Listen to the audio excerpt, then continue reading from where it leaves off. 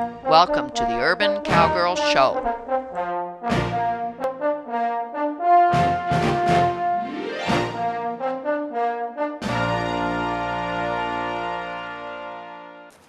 Today is the first session of our weekend Urban Cutter and Roper series that concerns roping. I want to make sure that Eve, she's my largest horse, will continue to be a rope horse for me. But to do that, using our roping cow simulators, I need to make sure that Eve is truly soft. And by truly soft, I mean the way Chris Cox defines truly soft. We need to be able to get Eve to move her body parts, her hind end, her front end, flex her neck, give us vertical flexion, and we need to get her to do it here in the arena, outside on my track, which is where I like to follow my moving objects that are my mechanical roping machines, and then anywhere we go to do roping. So true softness, according to Chris Cox, is they understand what you're asking, and they'll do it with every cue that you give them, and they'll do it with confidence and won't get stressed or rigid, especially if you see them relaxed in their rib cage. So that's what we're doing with Eve today in our arena first. Katie is going to help me to make Eve, Firecrest Easter Eve, soft, truly soft. We've got some spurs on, Katie. We've got the Western saddle on. We have Al-Raguzine's double reins on. And I've discussed that training tool many times in the past. www.dancinghorseshow.com, no caps, no spaces, if you want to find out about them. They're a really good training tool for Eve, who is one horse who, when she gets stressed, lifts her head.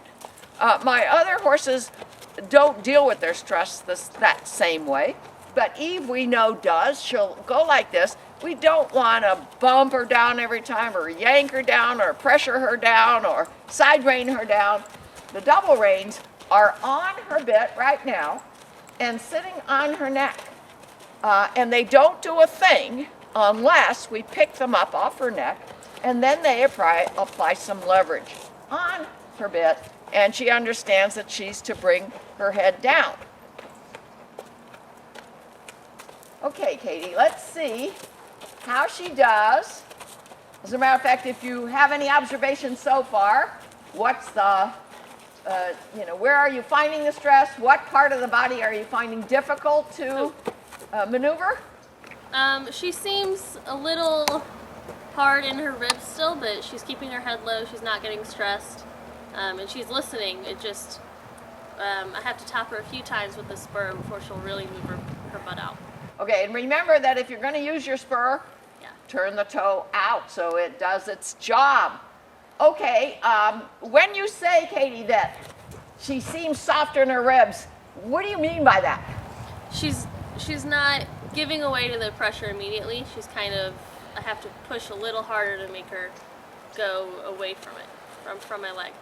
And if you didn't have to press hard, you'd say she's soft in her ribs? Yeah.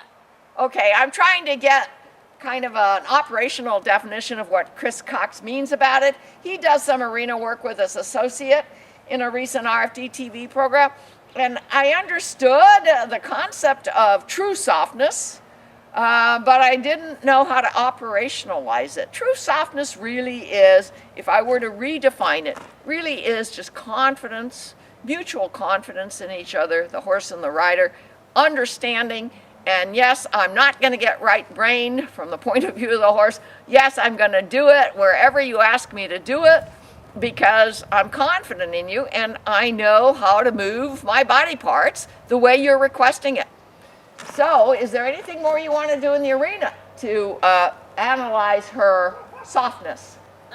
Well, Chris Cox talked about doing it at different speeds and really picking it up to a canter is when you really find out if they're being soft. So I'd want to try a trot at least. Okay. Do see you if want me she's to the move same this way. jump, or are you okay on trotting over it? Oh, she'll be fine over that. Okay, we almost always keep a jump here in the arena so that we can at least lunge over it in the morning, make sure the horses have no lameness, no soreness, no resistance.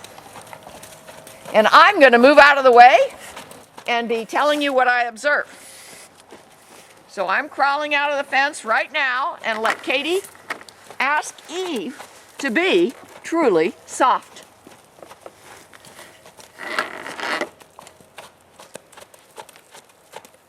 If you watch Eve's head, as I said, she tends to tell us what's on her mind and whether she's going to go right-brained or not with her head set.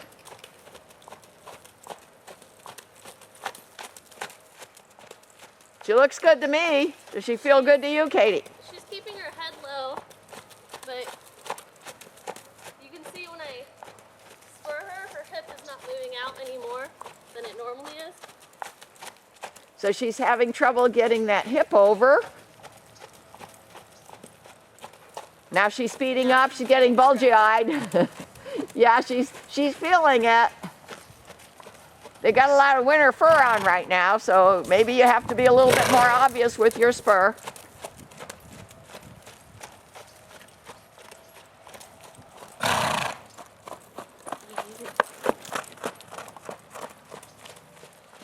We have cavallos on Eve's front. We do not shoe anymore if we can help it.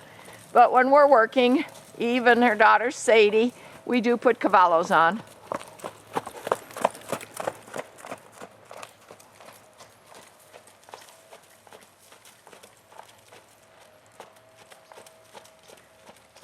It'd be nice if you could get a little bit more vertical flexion. Are you trying? Yeah, she's Resisting.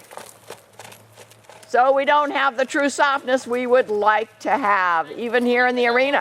She's not giving into it. She's not even responding to the reins. The double reins, Yeah. repetition. She hasn't been ridden in a while. No, she hasn't been ridden in a while. I haven't roped off of her in a long while. But as part of this Weekend Urban Cutter series, I sure do want to work with Firecrest Easter Eve to be my rope horse, my truly soft rope horse. Oh, nice. Ever so slight the body language. Watch the body language. That tells you a lot about what's going on in their minds.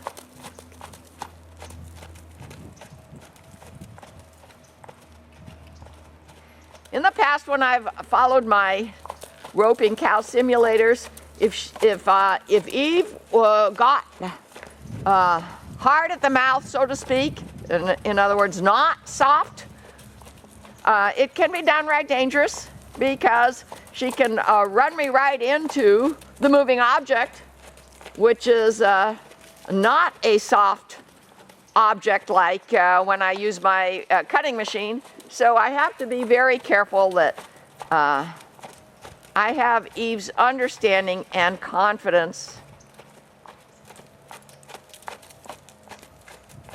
And I have to have a good stop and a good rate.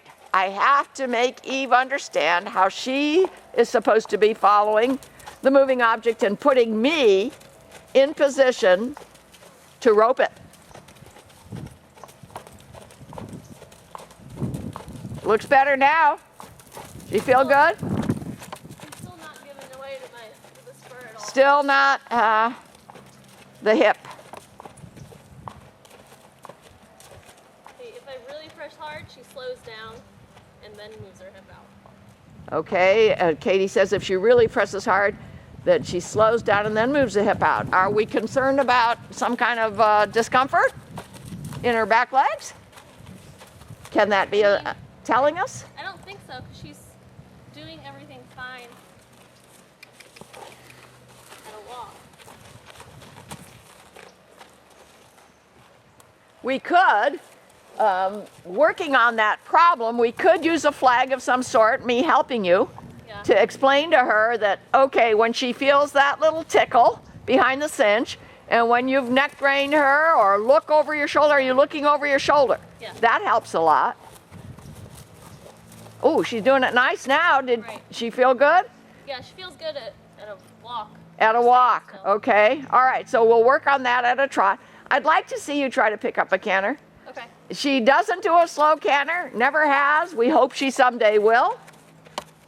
And we hope that will happen when we get true softness.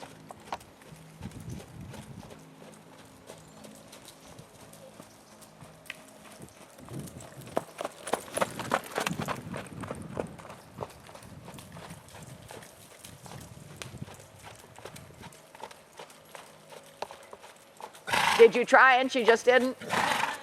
Hasn't tried yet.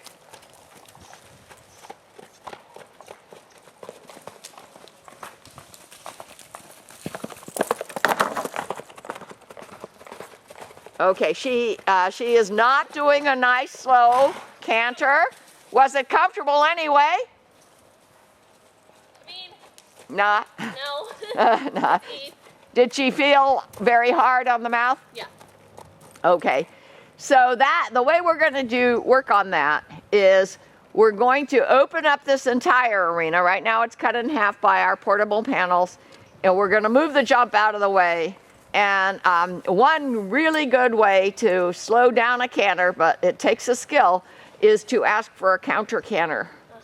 And that is a matter of pushing the hip over at the right time, having them take the so-called wrong lead, and then letting them work into the correct lead with a nice, slow, comfortable canter. And that is a hard job. But that, coupled with this technique of making the wrong answer uncomfortable. If she's going too fast, you pull her out away from the arena fence and do a circle. Okay. And you do another circle, and then you let her go back on the arena fence. And if she's still not slowing down, you do it again and again, because she realizes that that's hard work and she'd rather not do that. So we may be able to convince her to slow down her canter that way. Now what we're going to do is we're going to stop the camera and go out on the driveway, close to the breezeway. We're going to bring out our slower roping machine, the ATV, and I'm going to ask you to follow it, and I'm going to explain where I want her to be in position so that I could possibly, if the roping horns were attached, rope them. Okay. So we'll turn the camera back on when we're out that way. There's our little child's ATV. It doesn't work on deep sand, but it does work on driveway and shallow sand. So we're running it around here. We keep it trickle charged. And here's Eve. She was fine on having it come by her. What we're going to do is have her follow it, even just at a walk. The point is she has to understand that when it slows down, she slows down. Okay, come on back. And try to go by Eve, and as it comes by, try to follow it.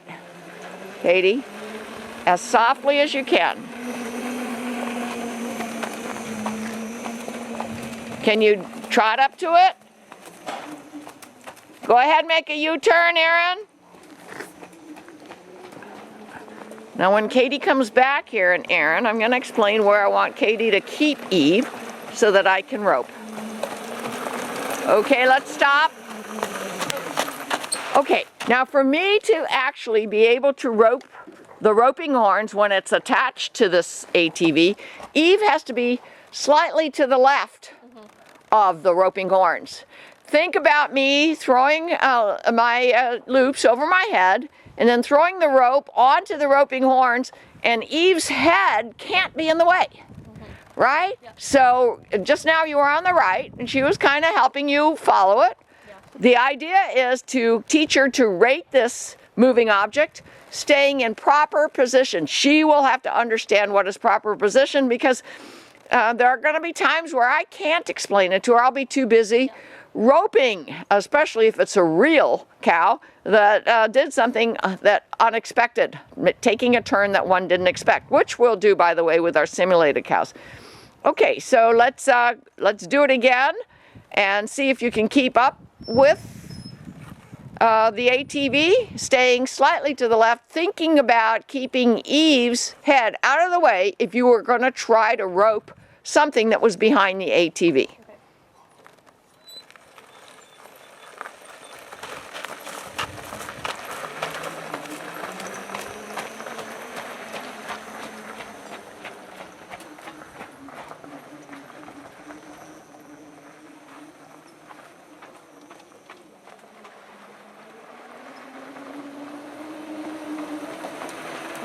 going pretty fast. She's going pretty fast.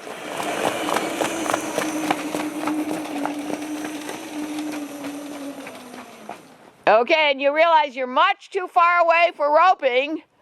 Yeah, she's hard going that fast. Okay, she's finding it difficult to go that fast at this point. So let's slow down, Erin.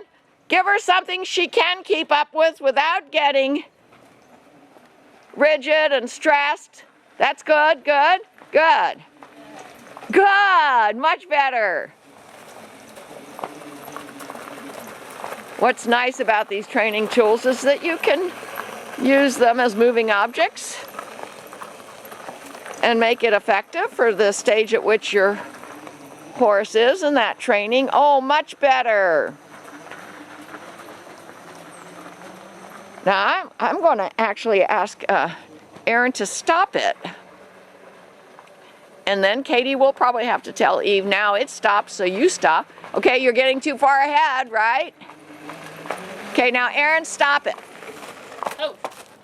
Okay, and Eve is going to have to understand, and that'll be by repetition, good, that when it stops, she stops and stays in position. Position is so important. All right, let's try that same exercise again, and once or twice, Erin, at your discretion, stop it. I see that Eve looked at it. She's beginning to realize that this thing, whoops. Okay, back her up.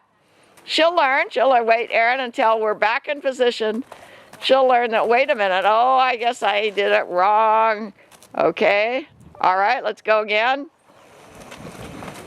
Remember, we're calling this the Weekend Cutter Roper series.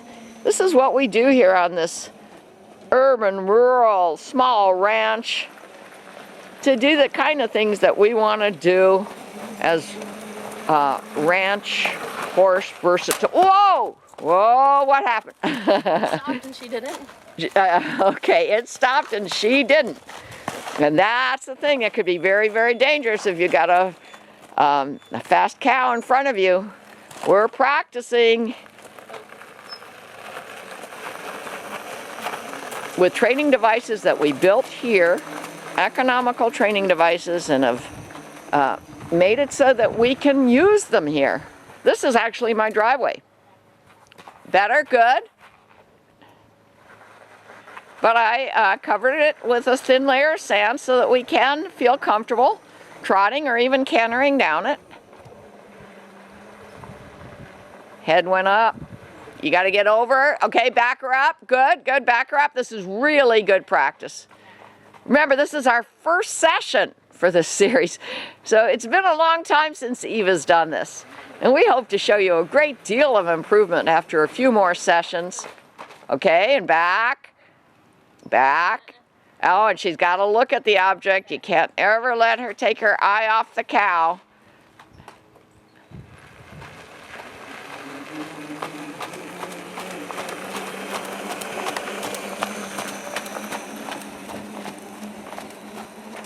Now, I like this ATV because it's four-wheeled. We also have a two-wheeled electric bike that goes faster. And when we're confident that Eve can deal with the speed, we'll bring it out to help train. Good. Better. Better. Do you think she's getting the idea that she's got to stop when it stops? She is, but she's pretty hard. She is, but not softly. So we're going to work on getting true softness. Okay, one more time, you guys. And of course, we'll want to stop on a good note of resolution.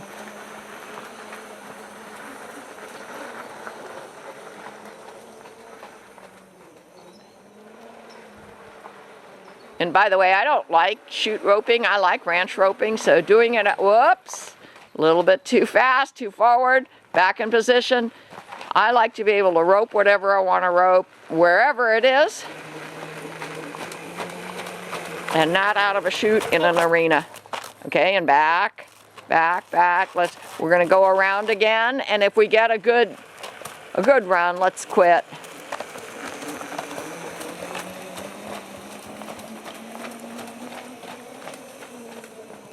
I practice roping every day on my dry steer, one that doesn't move. But I always keep in mind that I may have to rope something when the horse's head is in the way if I can't get the horse in the right position. A little bit more, not too fast.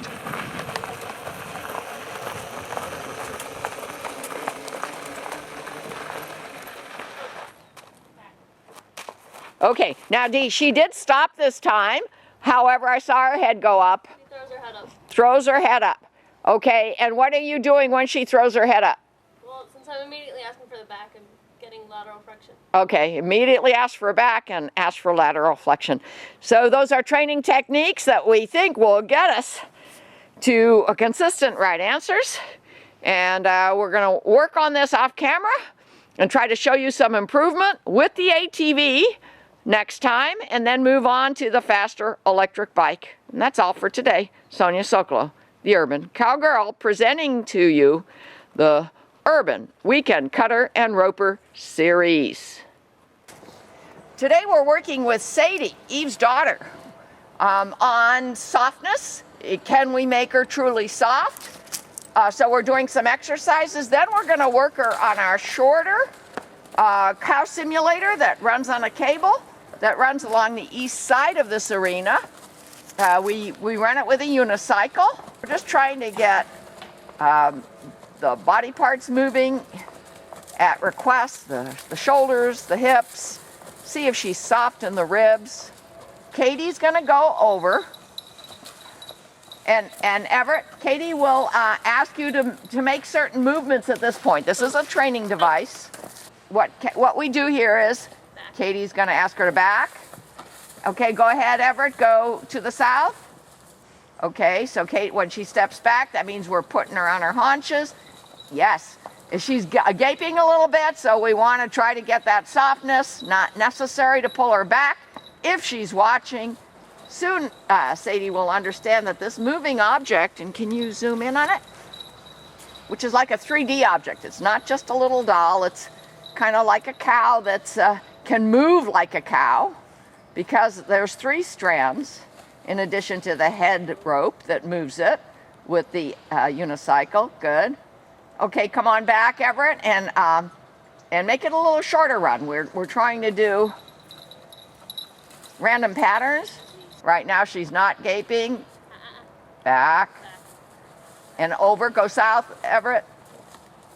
Keep going. Nice. It's not unusual for a horse to go better in one direction than the other. Now she's behind, she's a little bit ahead. And we want her to realize that she needs to go head on head with the moving object. We go closer than we normally would. And now she's looking at it. And notice that I have those white socks on its ears, so it's quite obvious, even though you can see it only between rails. All the way around, Katie. You've got to open the right door with your leg and close the left door with your spur. A tickle with your spur, okay? And sometimes that's hard. It's hard to open the one leg and close with the other without changing your balance. Back, Everett, go ahead in the middle. Not too fast, all the way to the 180, that's it. Even if you can't follow the moving object, she's got to learn to go all the way over her haunches. Okay, Everett, go ahead. Not even way behind her. Yeah, catch up with her. Oh, yes, Everett's asking me, isn't she supposed to follow it? Certainly. But she doesn't know yet. We're training her to know that that's her job. Okay, stop it. All right, let's see if we can get a good run back, and maybe not all the way. If she's doing well, let's stop when she's with it. And all the way around. Better. She's throwing her head a little bit. Go with it. Step forward. Okay, and stop. But look at all that. Look at all that. Okay, all that stress in her mouth. Okay, well, we have an idea that we've got a long ways to go with young Sadie, but she may very well, once she knows what the right answer is, be more inclined to give it to us if she enjoys doing the job. And I'm not sure yet if Sadie's going to enjoy doing cow work as much as we know Semi enjoys doing cow work. But let's go back to the middle and stop again. I'm trying to stop at a time where she's not showing us stress. All the way around. All the way around. Okay, and stop. And take a step back. And Everett, you don't have to move the cow. Okay, all right. That's going to be the best moment of resolution that we can get in today's session of the Urban Weekend Cutter and Roper. And that's all for today. Here's a close-up of the unicycle, and Everett, who has installed it for me. We're being very creative here. I got the unicycle off of eBay. It's a plastic jobby, but we had to do something to the tire. We had to turn the unicycle upside down and put it into a small hole of concrete. And Everett, could you speak loudly because we don't have mics on, tell the camera how you put it all together? Well, I think you said it all. We've got a unicycle here that we cut off the seat itself and embedded the shaft into a concrete. We took the tire off, sliced it open, and inverted it so that it would act as some friction as a pulley to operate our mechanical cow. The last piece of work we have to do is because when the cow gets close to us, this wants to go off track. Temporarily, we just had this pipe here, but what we're going to actually do is probably put a pulley here to keep the guide of this wire in line with the pulling mechanism. And as you can see, if we didn't have this pipe in here right now, the rope would go off to the side and it would derail.